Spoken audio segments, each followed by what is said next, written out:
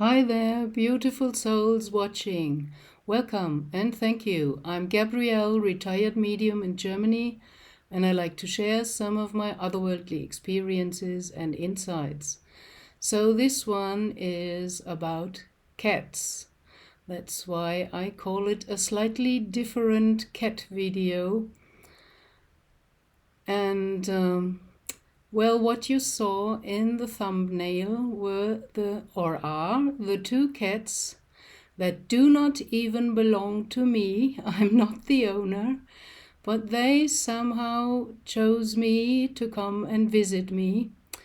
So the orange tiger-striped tomcat that was once in front of my house door, where there is a little pathway, together with his sister, the little gray one, on the other half of the thumbnail. They were together quite young, I think around 3 years or so, and they were lying there as if they were waiting for something or someone. And that was the first time when I encountered them. And they weren't shy, and I could talk to them, and the tiger, orange striped one, even showed his belly, and he made like this so that I could crawl his belly, and I fell immediately in love with them. And I told the tiger striped orange one, "Oh, I love you so, but I cannot adopt you. I want to travel, and then I have to leave you or give someone else responsibility to care for you while I'm traveling. But you can always visit me just around the corner. There is my garden. You can come into my garden and visit me. There is a staircase up to my balcony. Just come and visit me." And that was it. Then I entered into my house. And the next morning, when I opened my balcony door and, how's that called in English? I have something that closes the balcony off, so I was pulling up this thing I don't know the word of. And up the stairs was coming the orange tiger cat, as if he had understood every word I said to him a few days before, or the day before. So from then on, he regularly visited me, came into my flat. Sometimes he even stayed for the night and came up to my bed, and I just loved this cat. But because I could not adopt him or did not want to, he chose my neighbors, very nice people, simple but very nice and kind people with an open heart. And they adopted him, and they took the responsibility, and they went with him to the veterinary to check on him and did everything. But as you might know or can see from the photographs in the thumbnail, this is a special breed. They are called British Shorthair, and they are quite expensive. So someone must have bought these two cats and probably was the owner, but the cats choose to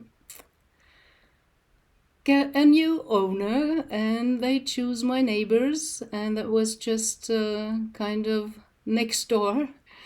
So I was the happy and the lucky one to have not the responsibility, but being visited always by the orange tiger-striped cat. And my neighbor woman, because of his attitude and what he was kind of emitting by his behavior, she gave him the name Sir Henry, as if he was a British noble. And he sometimes really behaved like that, as if he was something else, and I found it very matching, so I just used the same name and called him Sir Henry or just Henry. So Henry sneaked himself into my heart, and I fell in love with him. And when I met him the first time, he was maybe with his sister around 3 years or so. And you can also see in the sister, the little gray one, there are spots of the same color of his orange fur in her fur as well. So that's how you know they're from the same litter. And well, I love this cat. I had 13 wonderful years with him visiting me. And always when my neighbors were on vacation, I took him for 2 or 3 weeks and he stayed the whole time with me, and I fed him and did everything so that he feels well, and I just felt honored to be chosen by this cat. And then it happened, I also already mentioned that in another video. Well, it happened to me once last year when my neighbors were in vacation. I had Sir Henry with me and I was responsible. And he was at that time maybe at the age of 13 or 14. We didn't know quite well because, he just showed up and adopted us. Not we adopted him, it's the other way round. They choose to whom they want to go. And he suddenly died on my porch, my balcony, in front of my eyes, and there was nothing I could do. And I was so shocked and, of course, started weeping. And there he lay with his little body stretched out and stiff. And then I was allowed to see something, which I assume was possible because I'm a trained medium. And my vision can see sometimes things that other people don't see. And what I saw was his soul leaving the dead body.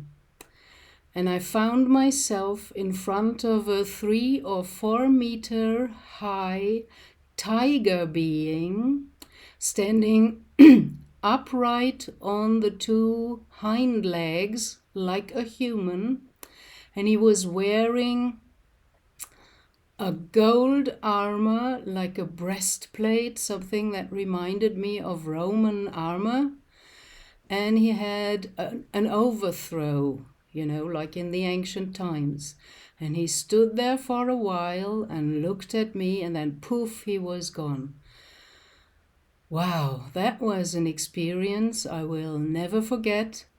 And luckily I could place it because I sometimes listen to the videos of Murray Swaru, who is on a Tigetan Pleiadian spaceship in orbit around Earth. And these Tigetan Pleiadians, they have an alliance with the feline race of the Urma, written Urmah. So when I saw Sir Henry as this tiger being with the golden breastplate armor, I knew, wow, that's an Urma tiger being. Ooh, what an honor, but also my human part was shocked and was grieving because I still miss this little wonderful furry friend. Yeah, I miss him. But I know he's always there, still. And sometimes I can see him around. Oh, I'm close to tears, sorry. I knew that would happen, but I have to make this video. So he's still coming and looking after me and after my neighbors, checking on us. Isn't that lovely? And now, suddenly, his little grey sisters, they were not always good friends. When they grew older, they had their little cat fights because he, as a castrated male, tried nevertheless to jump upon her and force her and things like that. And whenever she saw him coming, she was starting to meow and ran away. So now that he's gone, she is taking his job and she is coming to visit my neighbors and me. And my neighbors adopted her as well, and they feed her. Sometimes she's coming to my flat, to my balcony door, and is entering my flat. And lately my neighbors again were in holidays. So I cared for the little gray one, which my neighbor woman named Amy. And this is a very special cat. I also call her Amy, just in lack of another idea for a better name. I think it's kind of matching. And she is kind of a talking cat, while Sir Henry nearly very rarely opened his mouth, and he was a big one, you know, the castrated tomcats always grow bigger, and he was nearly 8 or 9 pounds and just a massive cat. And she is half of him, small, sweet, cute, tiny little one. And while Henry was just doing a little that was all, very rarely, she's talking all the time. And in the beginning, when you touched her, she was kind of, it sounded nearly like crying or shouting like, always like that. Now she's getting better. I think she's more confident with me and the neighbors. But she likes to be stroked as well. And one night, while my neighbors recently were in holidays again, she was with me, and in the night she even came in, although she's more a cat that stays or loves to stay outside even if it's cold and rainy, and I don't understand that. I open the door 100 times and ask her, still speaking with words and human language, "Don't you want to come in? It's so cold out there. Come in, please." And she's not coming. But then suddenly I hear her paw scratching on the glass of the balcony door, and then she wants to come in for a short while, and then again she wants to get out. And I'm not forcing her to obey my will. I just allow her everything. And she's behaving very, very educated, kind of. So she came in for the night and even came up to my bed and laid there for a while with me, purring. And I love the cat's purring. That's such a soothing sound. So when she was there, I suddenly got the idea, maybe my guides put that into my head, who knows. I could try some animal communication or telepathy with her, although most animals understand human language, not the way we process words and language, but they get the vibrations, and that's the information they need. And they, of course, can read our whole auric field, so they know what's going on within us. They know our moods, our feelings, and our thoughts. So I tried to via telepathy to kind of talk to her, and I had the feeling it's not working very well, because I'm really thinking I'm not good at that. You have to train that to focus your mental energy and not have this scattered monkey mind that we usually have as humans, with 1,000 thoughts going on at the same time, or maybe 100. I'm exaggerating, sorry, yeah, but it's just too much. So focusing is a very necessary thing for all kinds of psychic work. And I'm still trying and I'm still learning to focus and experimenting sometimes with telepathy. So when I did that, after a while, suddenly, boom, I saw, like in a vision, again a 3 or 4 meter high cat being, a tiger being, like her brother, a tigress, standing beside my bed while she was laying on the bed on my legs and purring. And this tigress had the same golden armor breastplate that reminded me of Roman armor and an overthrow. And she also just looked at me for a while, and then poof, that image was gone. And I was kind of blown away.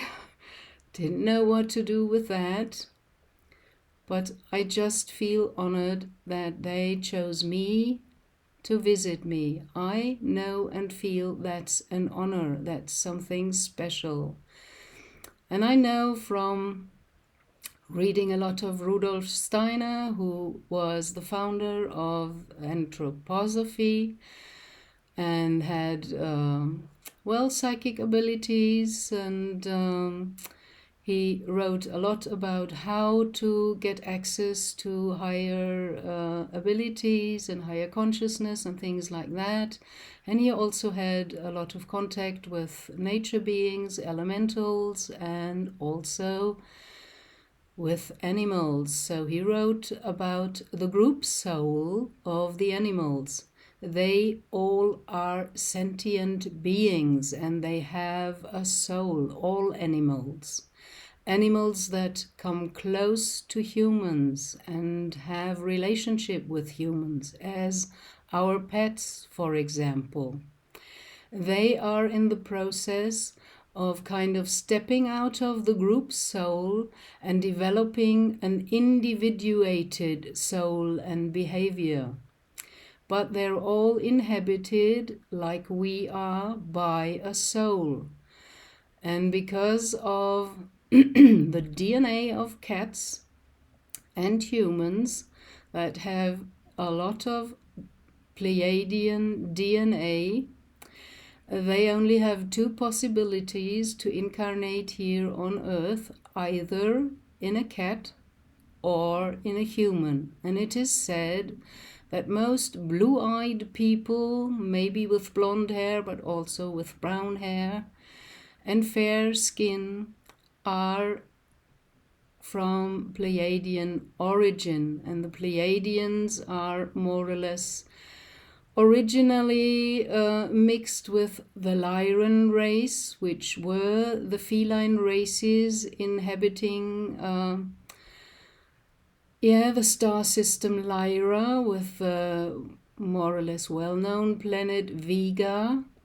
And as they were attacked by the Draco reptilians, who came first to pretend that they want to trade with them, but they just wanted to spy out what is there, and then they came to take it all without trading. And they waged a war upon the Lyrans, and a lot of Lyrans managed to flee this war and the catastrophe via their spaceships, but in lack of enough spaceships, they also kind of fled to some asteroids or moons and hollowed them out, put propulsion onto them, and fled to different star systems, also to the Pleiadian star system. So there is a DNA lineage that humans have with the Pleiadians and the Lyrans.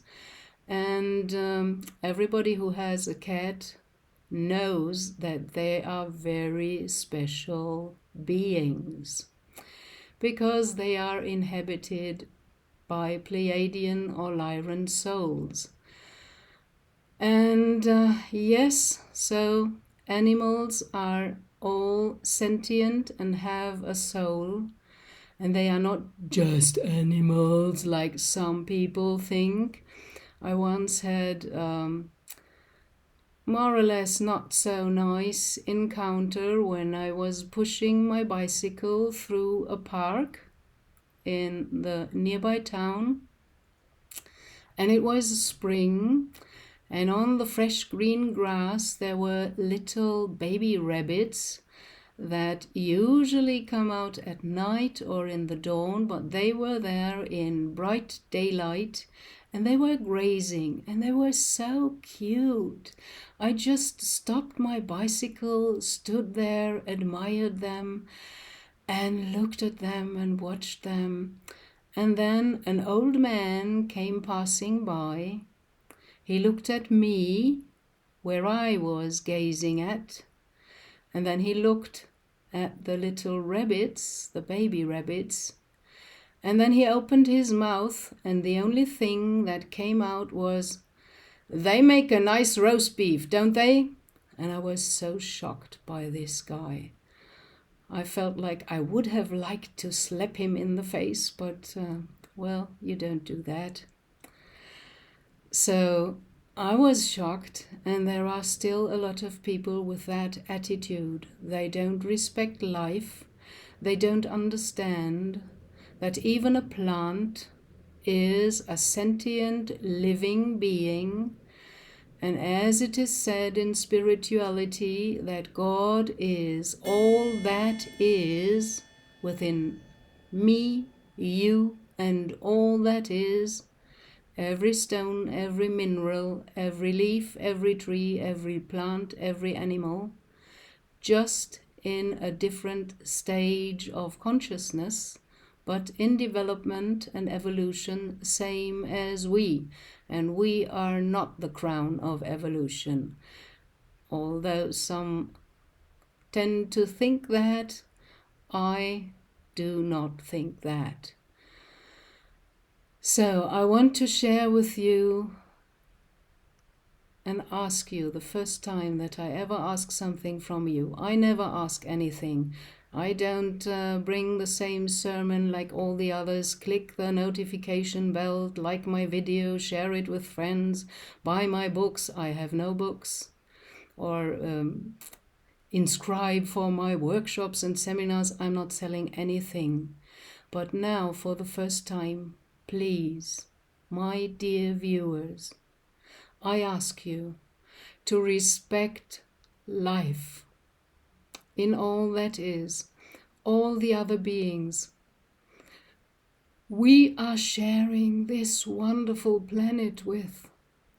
Please be kind, because you are only a human, because once when you were, and me as well, we all, were in the development stage of animals or plants on the second density or dimension. We were only able to choose the path of light and positivity because another higher evolved being had shown some positivity and love to us, stroke us, cared for us. And if you do that to an animal, you help them evolve on the path of light. You should be aware of that responsibility. So think twice how you treat animals.